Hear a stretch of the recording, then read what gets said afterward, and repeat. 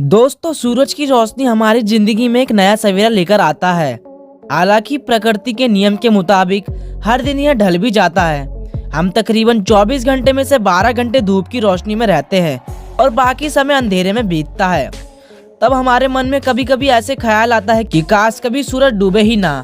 और खासकर जब सर्दियों का मौसम होता है तो सूरज के सामने बैठना और भी अच्छा लगता है। लेकिन क्या आपको पता है कि इस दुनिया में कई ऐसे देश हैं जहाँ पर सूरज कभी डूबता ही नहीं है।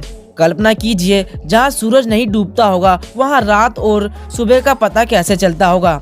लोग कैसे समझते होंगे कि कब जागना है और कब सोना है। आपके मन में भी कई तरह के सवाल आ रहे होंगे। आइए जानते हैं वो कौन सी जगह है जहाँ सूरज कभी डूबता ही नहीं है।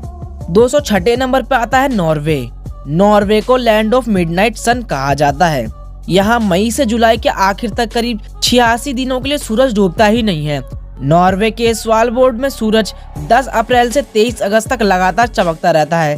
कहा जाता है कि यहाँ बस 40 मिनट के लिए रात होती है, बाकी समय यहाँ सूरज की रोशनी होती ही नहीं है।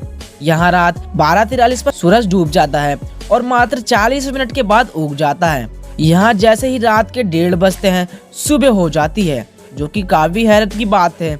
आपको यह भी बता दें कि नॉर्वे में एक ऐसी जगह है जहाँ 100 साल से सूरज की रोशनी पहुंची नहीं है। दोस्तों, 5वें नंबर पर आता है आइसलैंड। ग्रेट ब्रिटेन के बाद यूरोप का सबसे बड़ा आइलैंड है। यहाँ जून में कभी सूरज डूबता ही नहीं है, 24 घंटे दिन ही रहता है। दोस्तों, 4थे नंबर पे आता है कनाडा। यह दुनिया का दूसरा सबसे बड़ा देश है। कनाडा का नूनावुत शहर काफी खूबसूरत है। यहाँ 2 महीने सूरज डूबता ही नहीं है। कहा जाता है कि यहाँ के उत्तर पश्चिमी इलाके जैसी जगहों में गर्मी में सूरज तकरीबन 50 दिन तक चमकता रहता है। दोस्तों, 3रे नंबर पर आता है स्वीडन।